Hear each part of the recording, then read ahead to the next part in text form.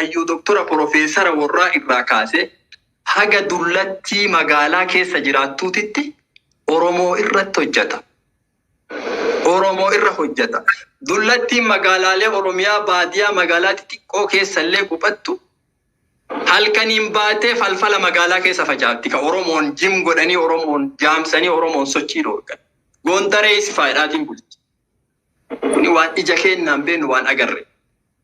Manneen amantaa warri kun geggeessu maal hojjetu jira? Jira obboleeyyan teennallee ka amantaa ortodoksii qabnu jira. Manni amantaa ortodoksii kun ka warra kanaan geggeeffamu hujiin inni ummata keenyarra hojjetaa jiru amantaa osoo hin taane ummata keenya dhabamsiisuu irratti ka hojjetaa jiran. Ani akka nama tokkootti dhaamsi bakka kanarra dabarsu manneen amantaa ortodoksii Oromiyaa keessa jiran ilmaan Oromoota amantaa ortodoksii qabduun geggeeffamuu qaba amma booda. Yoo wal finne ufuma wal hafin.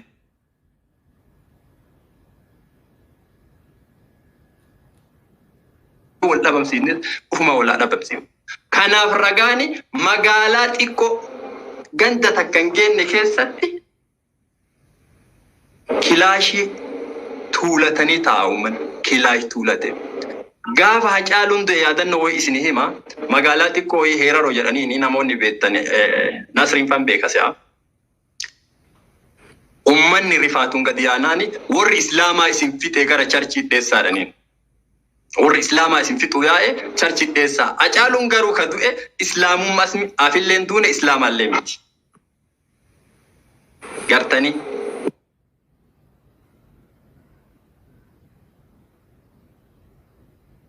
Nyaata agarsiisu qabsoo isaa gurraachessineeti rinnee lafatti akka jiru isaa lafaan kaane goonaadha. Filaanni sun ammoo fashalaa'e. Oromoon akkas godhe hin jiru yoo godhellee. Hin godhu samma boodallee. Sun ammoo isaanitti nu qixxeessiti dalagaaleen akkasii. Ammoo maal godhuu qabda akka addunyaan sin agarreetti. Akka diinni kan keessuun si argutti bakka jirtu hojii boonsaa hojjechuu qabda. Hojii uf kabachiisuu, uf jiraachisuu hojjechuu qabda. Malee gootummaa miidiyaa gubbaa baasanii nama agarsiifatan sun gootummaa osoo hin taane doofummaa jaarraa 21ffaa keessatti nu agarre keessa isii jalqabaati an akka beekutti. Isii jalqaba. Ta addunyaa ilma namaa namummaa wanni jedhu nuuf ummata Amaara jedhamu kana jidduu dhumtee jirti Oromoo. Namummaa wanni jedhamu. Taanee jirra. Harka nurraa muran, obsine nu waakkatan, tirrikti noonuun jedhan, harma nurraa muran nu waakkatan, har'a ammoo rabbiin haqa miskiina haqa ummata nagaa hin ganne isaanumarraa ragaa baasuun gahaa Oromoo. Gahaa warra wanni sun kijiba jedhuufillee gahaadha. Ragaa ifa jiru, ragaa qabatamaa fiilmii san irra nu deebisanii fiilmicha san dhaloonni dur dhagahe taa'ee ilaale akka gaariitti. Agartee Miriyaam wanni kaleessaa yoo dogoggora si fakkaattellee yoo tirrikti jedhan sanillee si fakkaattee mataan si fudhatee jiraate amma mormaa oli. Harkillee mormaa gadi, harmillee mormaa gadi. Lubbuun duutuyyuu an akka laalutti mormaa gadi. Lubbuun ni duuti bar ilmi namaa obboleessillee wal ajjeesaa bar. Gaafa wal ajjeese ammoo yakka hagana gahu kan. Waan ilma namaa jechuu akkas godhuu miti yaaduunuu nama suukaneessu kana dalaguun ummata kanaaf nu jittu namummaa jechi jedhu dhumatee jira. Dubbiin dhumaa maali jaran? Isinitti hin dheeressuwan. Tana walii gallaan tana walii beennaan waliin beennaan eenyu diina keenya akka ta'e eenyu akka jiraachuu keenyaaf rakkoo ta'e beennaan Urmaanni Oromoo takkaa dhibee hin beeku. Oromoon diinaanillee wallolee takkaa mooyatames hin beeku. Tanallee beekaa jira. Daa'imman laala. Daa'imman sun fakkeenya daa'imman elementarii akka itti isaan dubbatan laala. Fakkeenya gahaadha jira. Dhaloonni hagas dammaqee waa argaa jiraachuun gahaadha tun gahaa. Biraa maaltu nu hafe rakkoon nuti qabnu maali? Jecha tokkummaa qabu jettu tanarraa dubbadhaan. Tokkummaan ka sirbameefis ka dubbatameefis hawaasa Oromootiif miti jaran. Hooggansa Oromooti. Hooggansa Oromoo ka amantaa taate, ka dhaabbilee hawaasaa taate, ka dhaabbilee siyaasaa taate. جتمو لا نموت دوتو نقول شيء ناني سنين قال شان جري نالك سين في مرتين نرجع تانو مرة توكما كتربا ميب توكما جدامي في اللي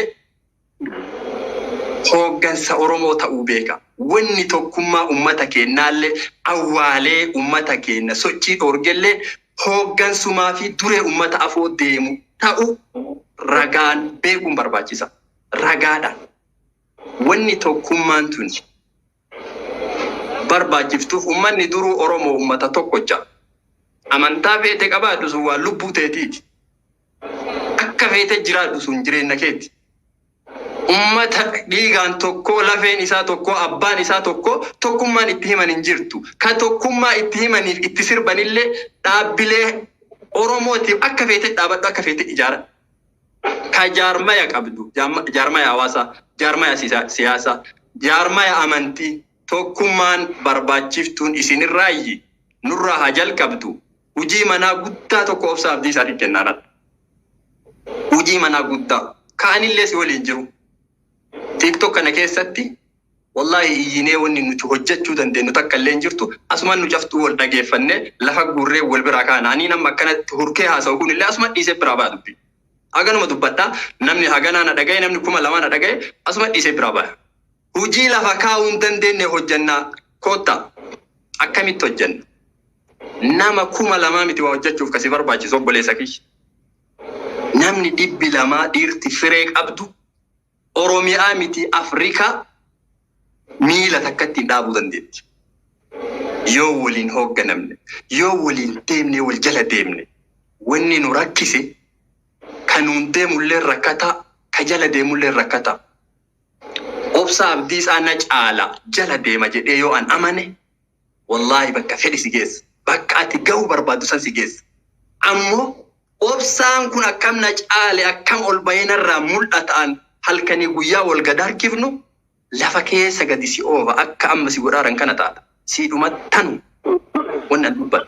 Maal goona obsa nama 10 nama firee qabu qabadhee si dhufa. Nasriin nama 10 nama firee qabu nama saba isaatiif dhukkubsatu. Kayoom akka obboleeyyan teenya morma nuu kennite sanii morma uummata isaatiif kennu qabatee si dhufa. Mubaarakis akkas. Namoonni har'as keessa jirtan dhugumaan uf kennee saba kiyyaa hojjedha. Uf kennaa ajaja namaan eegu ergaa namaan eegu uf kenna saba kiyyaaf yoo kajettu taate eessaan haa ijaaramnu waan hojjannu keessaan hojjennee hafuura takkattiin uf agattiitan wanni saba kana waa hojjennu. Har'as irra mana bannee nama ganaan haasofne borullee waan biraattu gara biraatiin dubbatama. Ummannummaa waa hojjetu kun maal haa qabatu? Turree takkattiin itti gadi haa yaanu diina. Amma turree takkattiin kanuma bitadhee galatoomaa isinitti dheeressina of hojjan isin jedha. Dhimma gargaarsa uummata buqqeetii fi